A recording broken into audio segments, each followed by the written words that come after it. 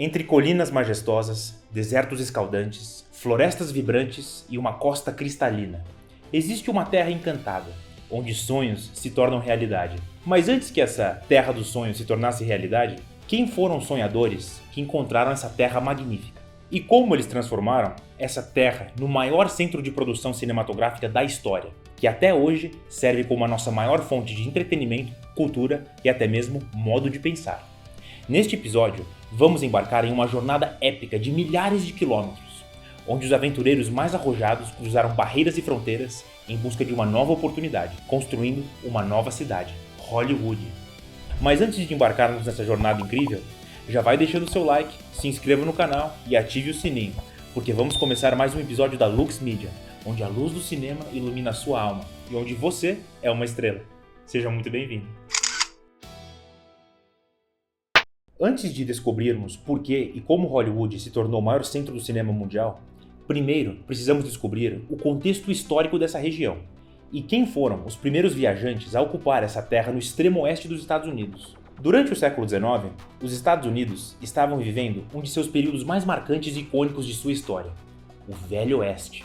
Como vimos em muitos filmes e séries, o Velho Oeste foi um período marcado por diversas jornadas e diversas aventuras, onde diversos pioneiros, viajantes e imigrantes viajaram para o oeste em busca de novas oportunidades e uma vida melhor.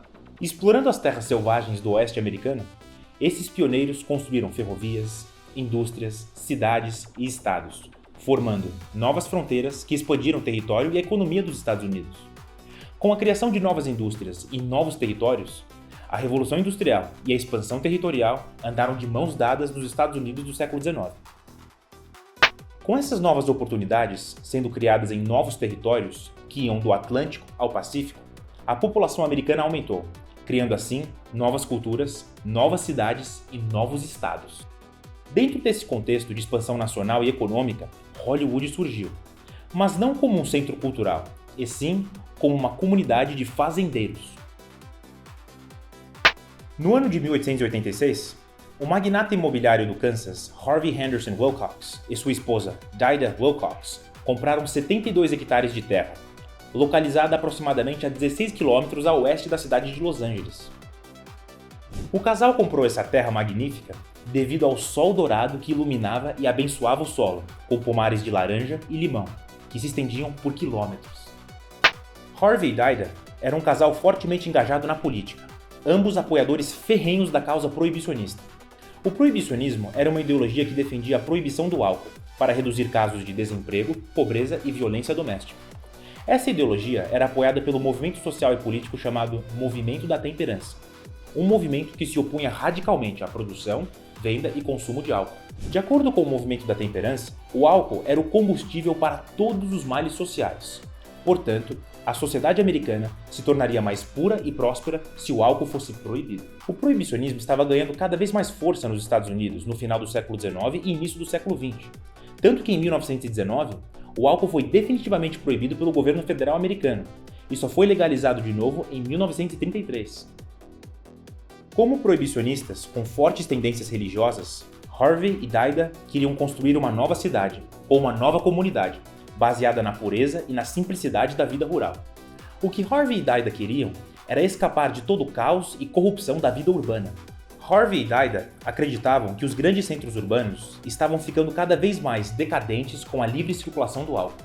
Com a presença de salões, teatros, circos, prostituição e bebedeira, as grandes cidades se tornaram centros de degradação moral e espiritual, de acordo com Harvey e Dinah. Para poderem viver em uma terra mais de acordo com seus próprios princípios, Harvey e Dinah se mudaram para Los Angeles em 1884. Em 1886, o casal comprou a terra que hoje conhecemos como Hollywood.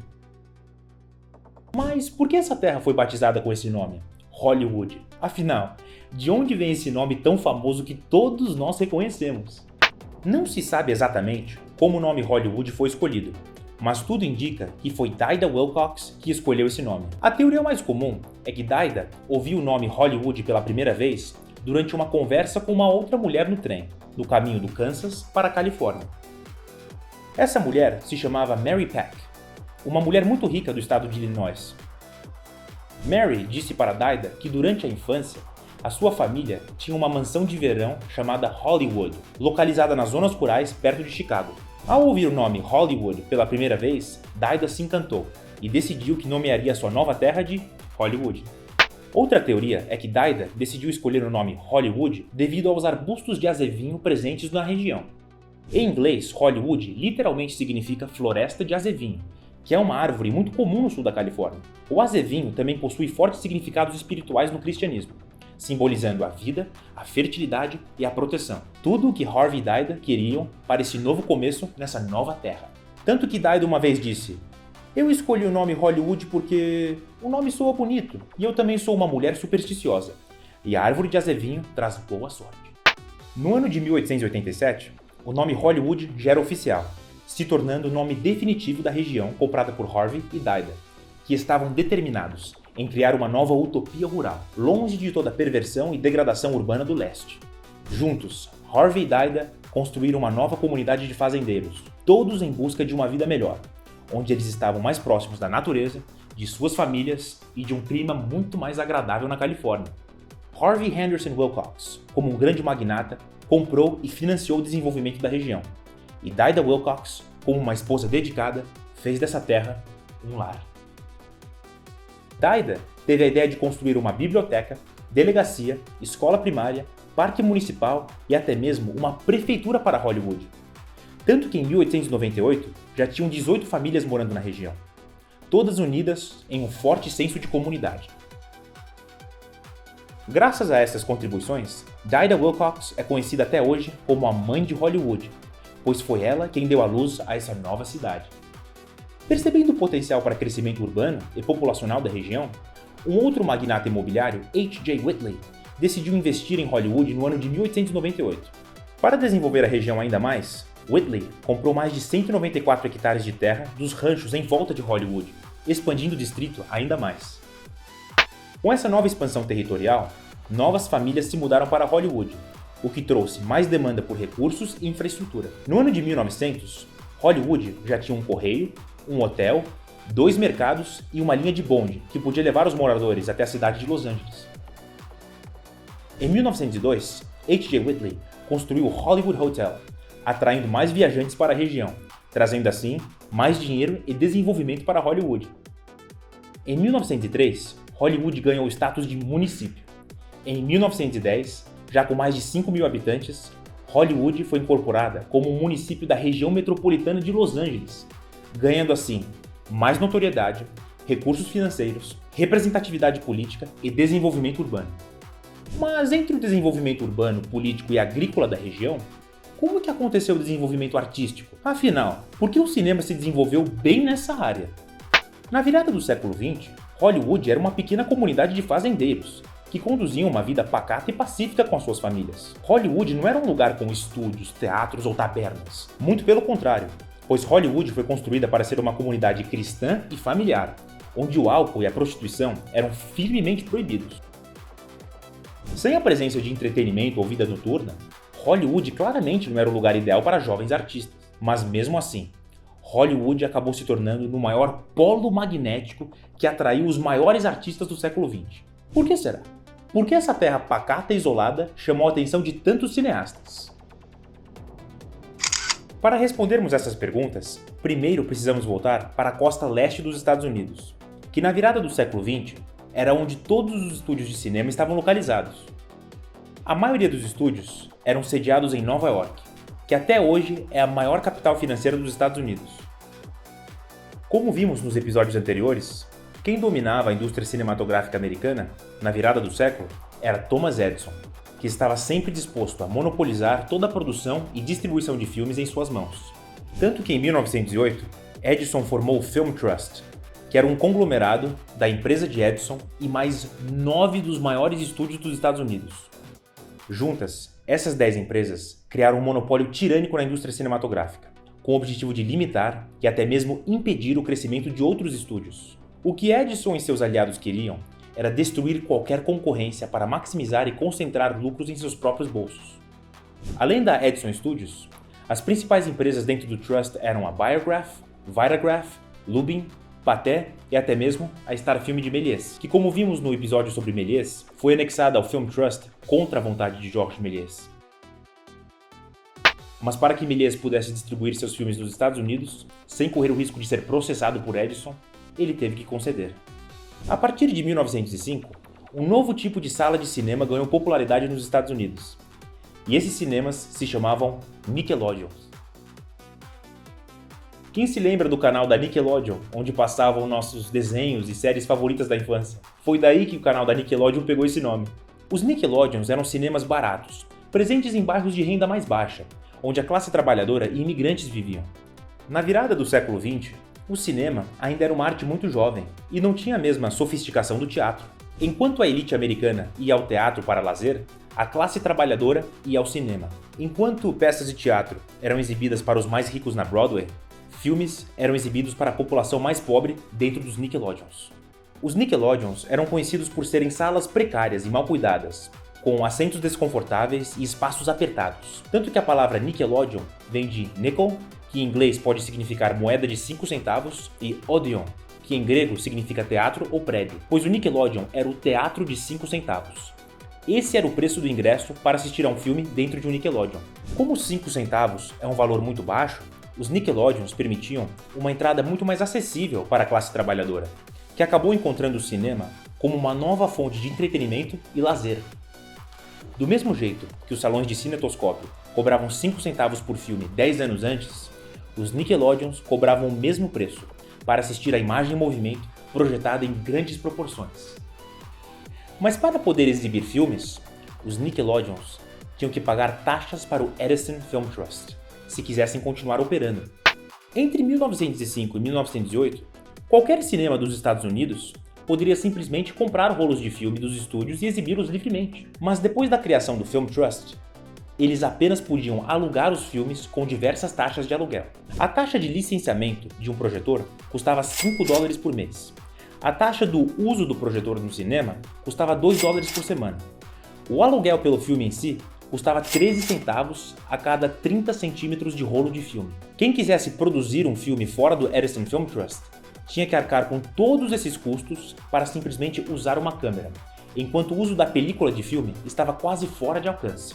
Pois a maior produtora de películas dos Estados Unidos, a Eastman Kodak, fez um acordo exclusivo com o Edison Film Trust, onde películas de filme eram fornecidas somente para as 10 empresas dentro do Trust. Quem quisesse produzir fora dessas 10 empresas, teria que comprar películas de uma qualidade inferior, importadas ou até mesmo do mercado negro. Se qualquer um violasse as regras tirânicas de Thomas Edison, Edison acionaria um exército de advogados para destruírem essa pessoa. Se os advogados não fossem o suficiente, Edison chegava até o ponto de contratar capangas armados para intimidar e agredir qualquer concorrente que desafiasse o seu monopólio. Todos sabiam que Edison e seus aliados estavam fazendo de tudo para sufocar a concorrência, mas com todos os recursos financeiros e alianças políticas que o Film Trust tinha, não havia muito que os cinemas e produtores independentes pudessem fazer. Ou será que tinha? Será que tinha uma solução? Como vimos antes, os Nickelodeons estavam localizados nos bairros mais pobres das grandes cidades da costa leste, como Nova York, Filadélfia e Boston. Muitos desses bairros eram habitados em sua maioria por imigrantes. Muitos deles eram judeus que vieram do Império Russo. No início do século XX, o Império Russo era o segundo maior império do mundo depois do Império Britânico. O Império Russo tinha uma extensão territorial que ia do norte da Ásia até o leste da Europa. Países como a Ucrânia, Polônia e Hungria, todos faziam parte do Império Russo. Espalhadas por diversas partes do Império Russo, as populações judias viviam segregadas em comunidades isoladas e empobrecidas, chamadas de shtetls, que em Yiddish significa pequena cidade ou vila. Os shtetls eram praticamente guetos, onde populações judias eram forçadas a viver, sem ter acesso aos mesmos direitos e recursos que cidadãos cristãos ortodoxos tinham dentro do Império Russo. Conduzindo vidas difíceis e marginalizadas dentro dos shtetls, os povos judeus criaram um forte senso de comunidade e união para poderem sobreviver dentro de um sistema que os odiava. A música, a dança e as festividades religiosas eram todas atividades que mantinham essas comunidades unidas, servindo como uma válvula de escape de toda a opressão que eles viviam. Day and night must scramble for a living, feed a wife and children, say his daily prayers, and who has the right, as master of the house, to have the final word at home?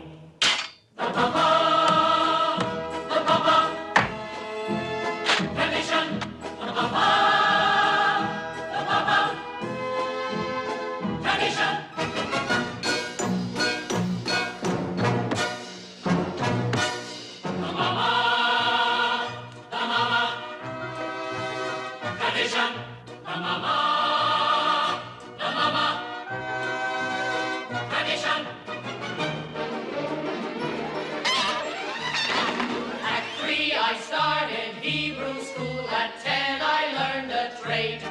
I hear they picked a bride for me, I hope she's pretty. And who does Mama teach? To mend and tend and fix, preparing her to marry whoever Papa picks. The daughters, tradition.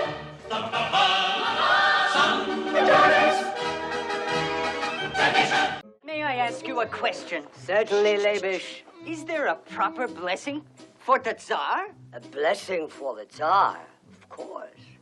May God bless and keep the Tsar far away from us.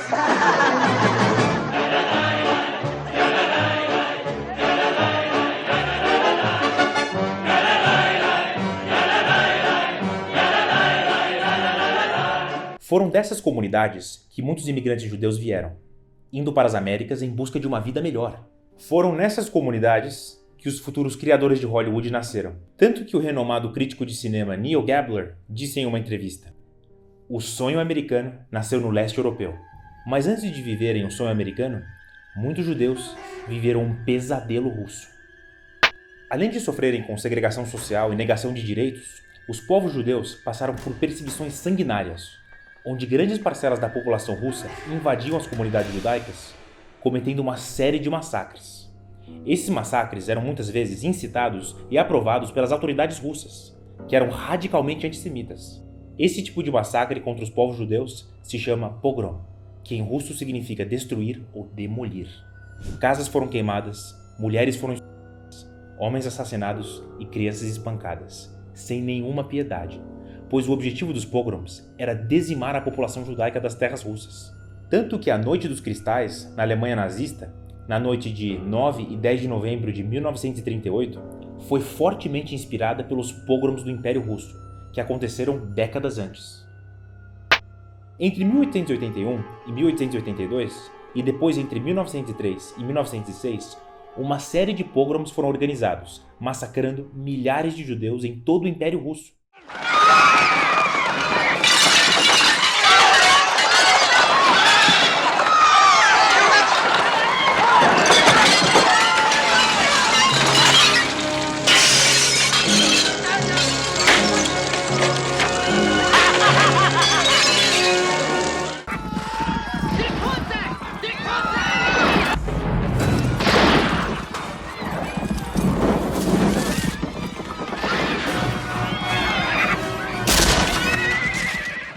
Sem poderem viver sob essas condições terríveis de destruição e morte, mais de 2,5 milhões de judeus deixaram o Império Russo em busca de uma vida melhor. Muitos deles desembarcaram na costa leste dos Estados Unidos, onde eles encontraram um novo sonho de enriquecer dentro de uma economia em expansão. Além de prosperidade econômica, os imigrantes judeus estavam em busca de liberdade política e tolerância religiosa, que eram pilares fundadores dos Estados Unidos da América desde a Revolução Americana. Mas infelizmente, os judeus não encontraram circunstâncias tão amigáveis quando eles desceram do barco. Embora massacres organizados contra o povo judeu não aconteciam nos Estados Unidos, os judeus ainda não podiam usufruir dos mesmos direitos dos cidadãos americanos. Judeus eram proibidos por lei de trabalharem no setor financeiro ou qualquer profissão considerada honrada. Eles também não podiam morar em bairros nobres ou frequentar clubes de campo. E as universidades tinham cotas limitadas para alunos judeus. Sem acesso a trabalhos dignos, os imigrantes judeus tinham que encontrar novas maneiras para poderem sobreviver. Querendo escapar de uma sociedade que os odiava na Rússia, os povos judeus ainda encontraram opressão nos Estados Unidos, onde eles ainda eram segregados nos piores bairros, longe do resto da população. Nesses bairros mais pobres e isolados, eram onde os Nickelodeons estavam localizados. Tendo que sobreviver a uma vida difícil, muitos jovens imigrantes judeus encontraram uma válvula de escape e um senso de esperança através do cinema. Foram dentro das salas apertadas e sujas dos Nickelodeons que os futuros magnatas de Hollywood encontraram a sua paixão. Esses futuros magnatas chegaram nos Estados Unidos sem um tostão no bolso. Muitos chegaram como crianças ou adolescentes, e para poderem ajudar os pais a sustentar a casa, eles já começaram a trabalhar desde cedo, desenvolvendo um forte espírito empreendedor.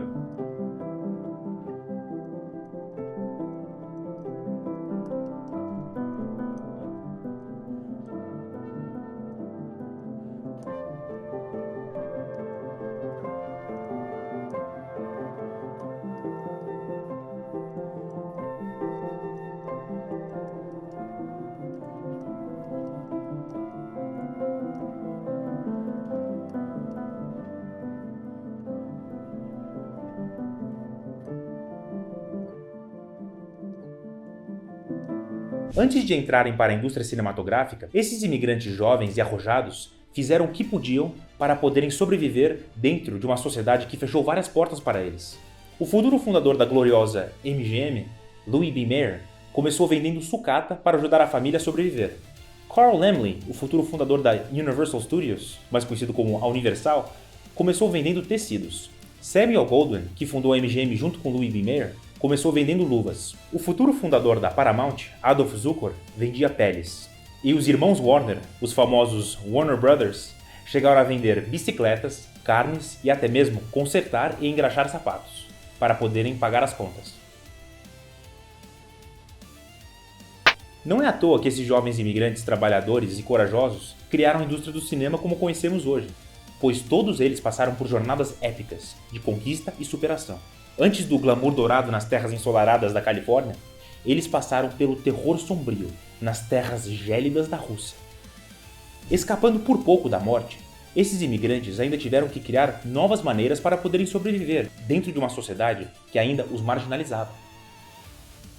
Ao desenvolverem um forte espírito empreendedor, vendendo qualquer coisa que eles colocavam às mãos, esses jovens imigrantes acabaram encontrando uma nova forma de ganhar dinheiro, através de uma nova carreira, que na época não era considerada muito prestigiosa, uma carreira no cinema. Além do cinema servir como uma válvula de escape para esses jovens imigrantes em tempos difíceis, o cinema podia ser uma grande oportunidade econômica.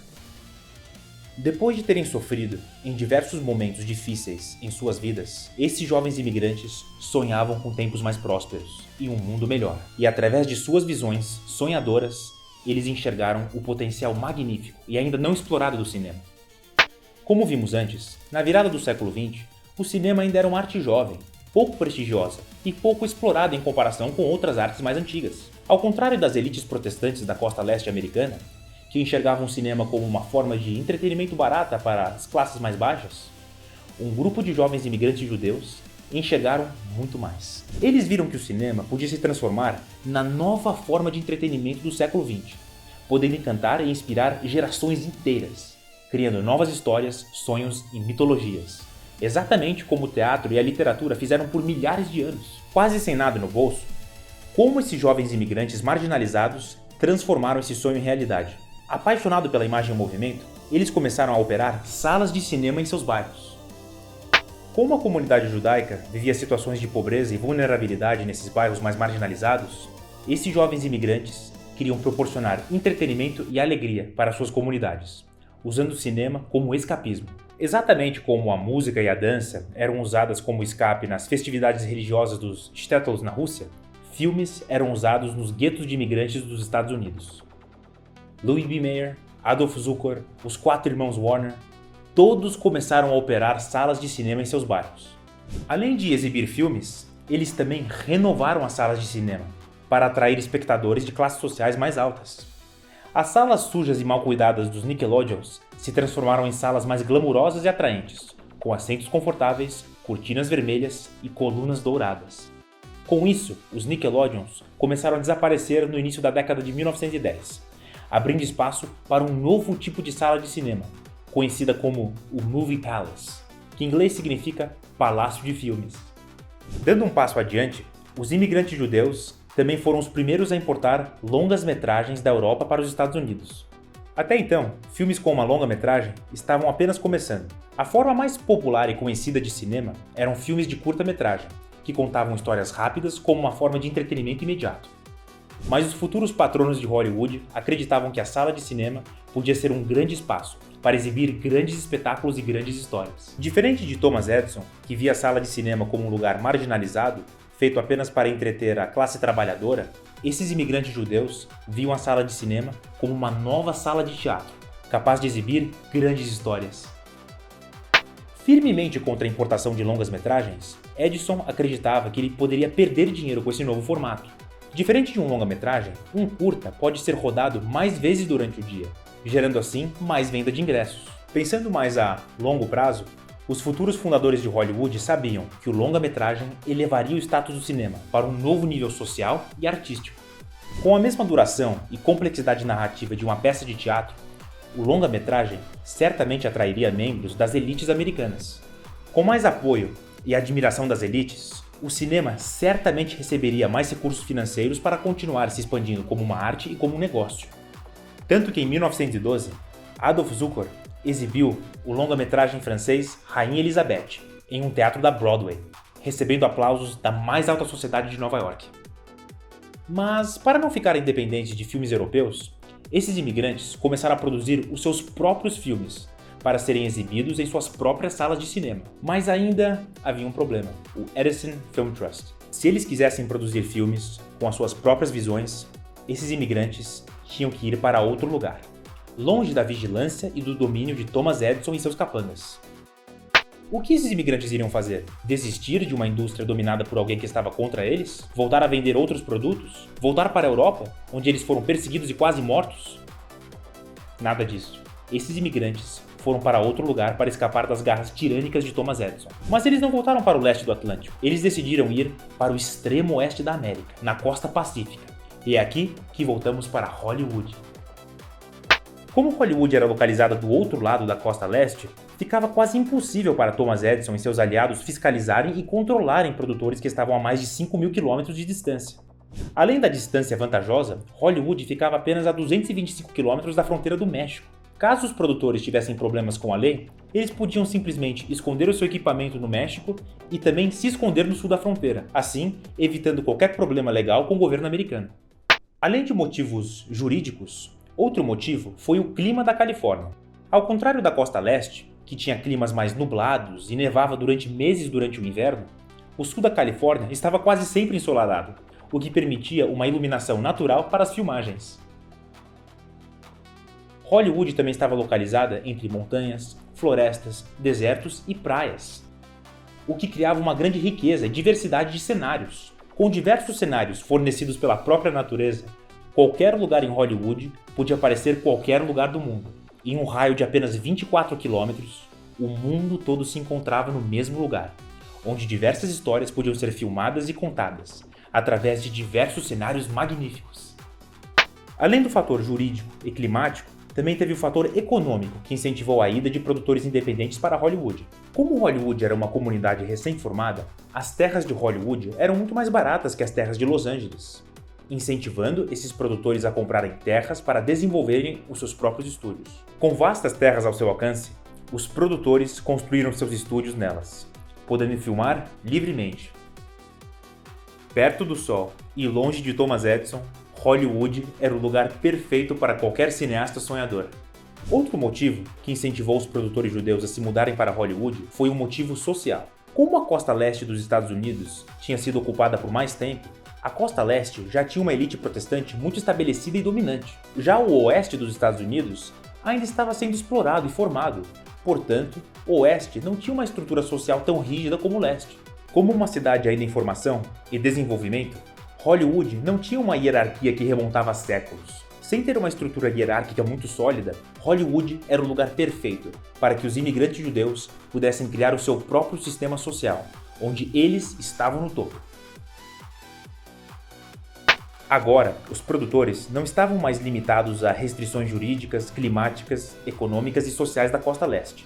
Agora, eles estavam livres, explorando e criando um novo mundo. Depois de anos sendo perseguidos e marginalizados, dentro de um mundo que os detestava, esses imigrantes judeus criaram um novo mundo fantástico, onde eles estavam no topo. De camponeses perseguidos nas terras frias da Rússia, agora eles eram reis poderosos nas terras ensolaradas da Califórnia. De sofrimentos terríveis no leste, eles encontraram glórias magníficas no oeste.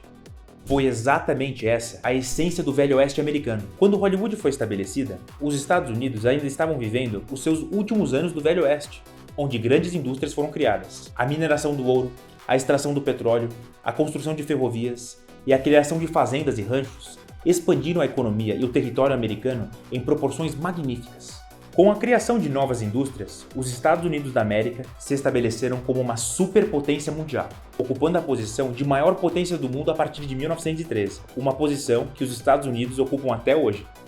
Exatamente como essas novas indústrias foram criadas através da exploração de novas terras e recursos no Velho Oeste, Hollywood nasceu de mais uma exploração épica e jornada arrojada, onde sonhadores cruzaram o Oeste e encontraram um novo território, cheio de riquezas e sonhos. Não é à toa que o primeiro filme filmado em Hollywood foi um faroeste, intitulado An Old California, de 1910, dirigido pelo grande D.W. Griffith. Com uma duração de 17 minutos, An Old California, ou Na Velha Califórnia em português, se passa em 1822, quando a Califórnia ainda era um território do México. Na Velha Califórnia, conta a história de uma mulher que decide se casar com um músico alcoólatra ao invés de um espanhol rico. Depois de 20 anos, a vida da mulher está completamente arruinada, e ela se arrepende da consequência dolorosa de uma decisão impulsiva e juvenil do passado. Mais uma vez, o grande D.W. Griffith introduziu uma nova técnica revolucionária no cinema. Em apenas 17 minutos de tempo real, ele conseguiu mostrar uma elipse temporal de 20 anos, provando mais uma vez que a magia do cinema podia transformar o espaço-tempo. Junto com D.W. Griffith, outros grandes diretores se mudaram para Hollywood em busca de mais independência e liberdade criativa. E junto com Griffith, esses diretores foram um dos maiores pioneiros da história do cinema. Entre esses grandes pioneiros lendários, temos o grande Cecil B. DeMille, conhecido como o pai do cinema épico, mestre do espetáculo e diretor do primeiro longa-metragem filmado em Hollywood, The Squaw Man, de 1914. Junto com Griffith e DeMille, também temos o grande Thomas Ince, conhecido como o pai do faroeste, e o primeiro a construir um estúdio cidade em 1912, que ele chamava de Inceville. Ao contrário de estúdios anteriores, que operavam apenas em um único prédio, Thomas Ince foi o primeiro a enxergar o estúdio como algo muito maior que apenas uma empresa. Thomas Ince percebeu que o estúdio podia ser uma cidade inteira, com diversos cenários, prédios e facilidades, que podia abrigar milhares de artistas que produziam centenas de filmes na sua supervisão. Thomas Ince percebeu que vários filmes podiam ser gravados ao mesmo tempo dentro de diversos cenários dentro de sua cidade-estúdio. Esse modelo de múltipla produção simultânea é o mesmo modelo que os grandes estúdios de Hollywood usam até hoje para maximizar a produção. O primeiro estúdio estabelecido em Hollywood foi a Nestor Film Company, em 1911, fundada pelos irmãos David e William Horsley. Depois, em 1912, Adolph Zukor fundou a Paramount, e no mesmo ano, Carl Laemmle fundou a Universal.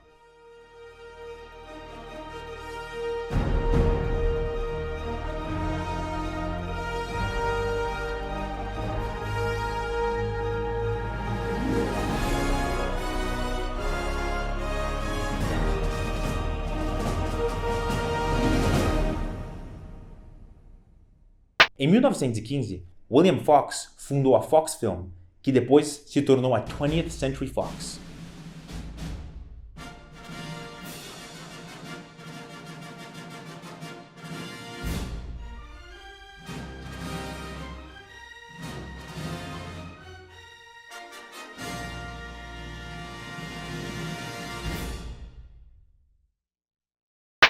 Mais para frente, em 1923, os irmãos Warner fundaram a Warner Brothers, substituindo a sua antiga empresa fundada na Costa Leste, a Warner Features Company.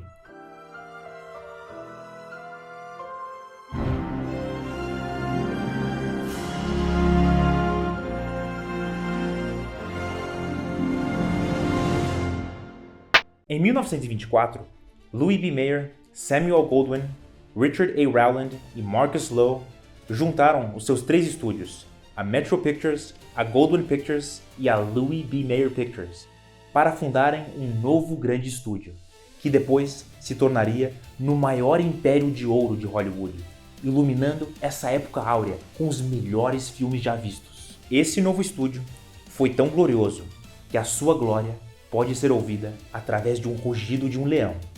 Esse estúdio é a Metro-Goldwyn-Mayer, mais conhecido como a MGM.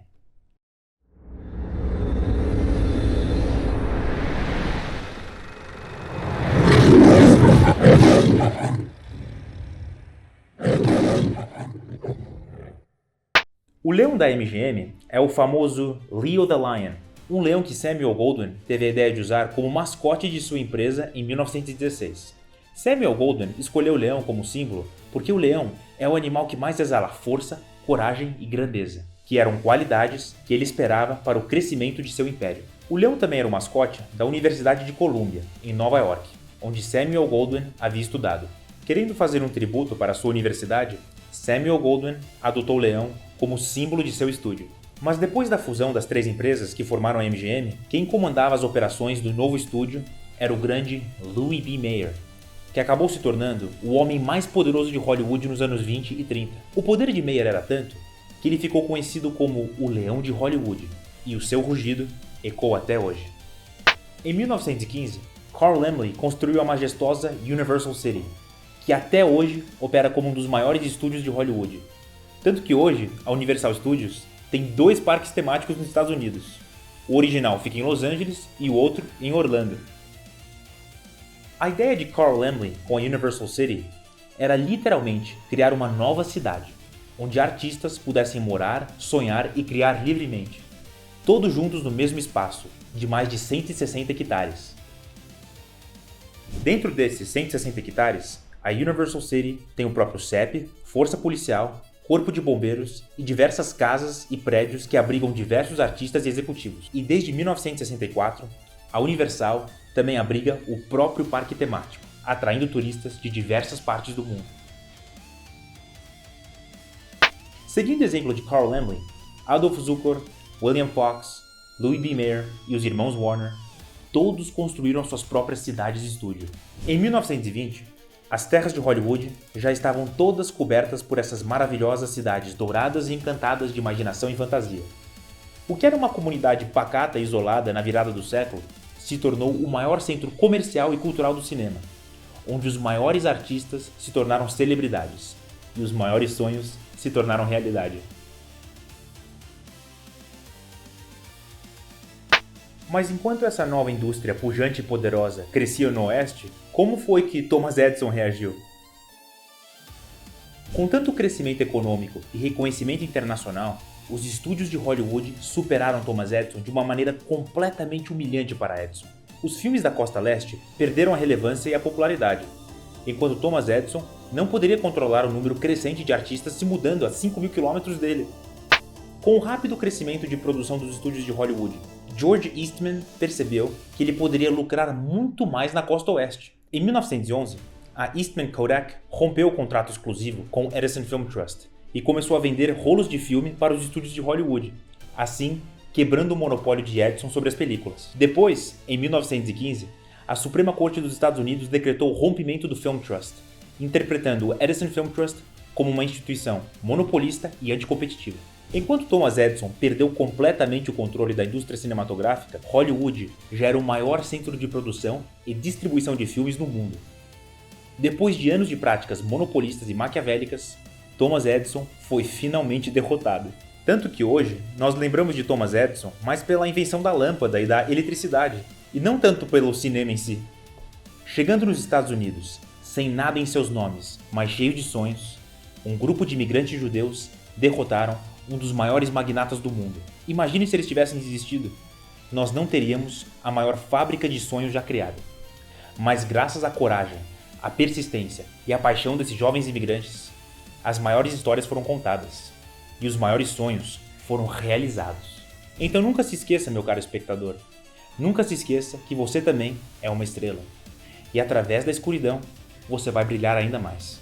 E a sua luz vai fazer do mundo um lugar mais belo. Quando você sentir que está tudo perdido e o mundo está contra você, nunca se esqueça que você sempre pode se levantar e vencer. pois com sonho em mente e paixão no coração, nenhum sistema e nenhum império será capaz de te derrotar, pois todos nós somos invencíveis. Nós só precisamos lembrar disso. Com um sistema inteiro contra eles, dos dois lados do mundo, esses imigrantes conseguiram criar o seu próprio sistema, criar o seu próprio mundo. Chegando nos Estados Unidos sem nada no bolso, mas tudo em seus corações, eles transformaram o mundo. E eles venceram. A partir de 1915, Thomas Edison já sabia que ele havia perdido essa guerra contra os estúdios de Hollywood. Sem gastar esforços com uma guerra já perdida, Edison decidiu dedicar os seus esforços a outras indústrias, como telecomunicações e eletricidade. Com a indústria na costa leste praticamente abolida, a costa oeste atraía cada vez mais artistas de cinema, todos querendo se tornar estrelas e brilhar juntos com o sol da Califórnia. Com muitos artistas se mudando para Hollywood no início da década de 1910, muitos moradores mais antigos da região detestaram o forte influxo de artistas em sua comunidade. Tanto que o grande diretor Alan Dwan, outro grande pioneiro de Hollywood, uma vez disse: "Os moradores nos viam como inferiores a eles. Quando nós andávamos nas ruas com as nossas câmeras em mãos, os moradores escondiam as suas filhas embaixo da cama e fechavam suas portas e janelas. E no Hotel Hollywood tinha uma placa escrita: proibida a entrada de cachorros e atores." Let's chat. I'm on a deadline, darling. You know, when I first moved to LA, you know what signs on all the doors read? No actors or dogs allowed. Yeah, I changed that.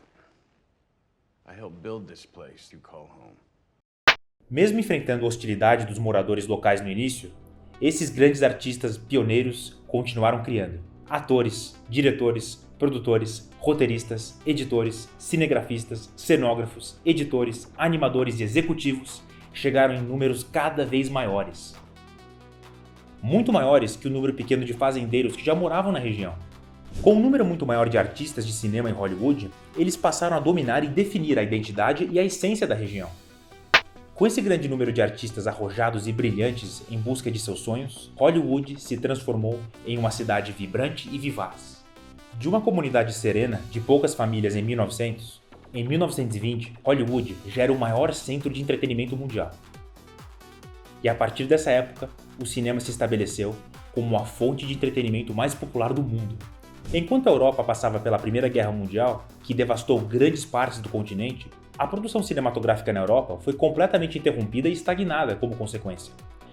Já os Estados Unidos, que não sofreram nenhuma devastação da guerra, estavam produzindo cada vez mais filmes, com o crescimento de Hollywood.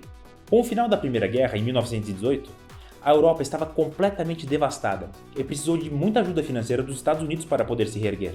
Enquanto a indústria cinematográfica europeia estava completamente estagnada, a indústria americana estava gerando fortunas com Hollywood, que a partir de então se estabeleceu como o maior centro de produção cinematográfica global, uma posição que Hollywood ocupa até hoje.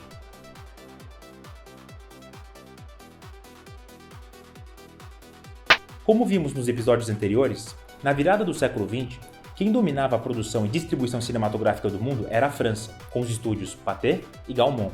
Mas depois da criação de Hollywood, que crescia enquanto a Europa foi devastada por uma guerra mundial, a posição de maior produtor e distribuidor de cinema mundial passou para os Estados Unidos da América, que até hoje domina o mercado audiovisual no mundo todo.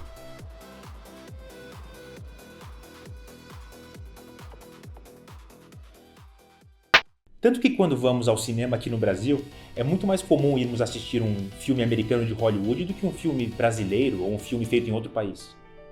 Pois a magia e a mitologia de Hollywood encantou bilhões de pessoas ao redor do globo, gerando bilhões de dólares nas bilheterias. Tudo isso começou com um grupo de imigrantes judeus, que depois de perseguidos, chegaram nos Estados Unidos sem nada em seus bolsos, mas tudo em seus corações.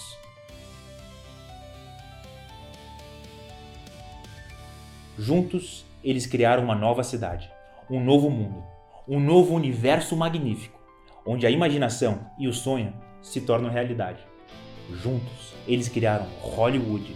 No próximo episódio, vamos descobrir como Hollywood popularizou o longa-metragem e vamos descobrir qual foi o primeiro longa-metragem e por que esse formato é até hoje o formato mais popular para cinema comercial. Se gostou do vídeo, já deixe o seu like, se inscreva no canal e ative o sininho, porque nos vemos no próximo episódio da Lux Media, onde a luz do cinema ilumina a sua alma e onde você é uma estrela. Muito obrigado!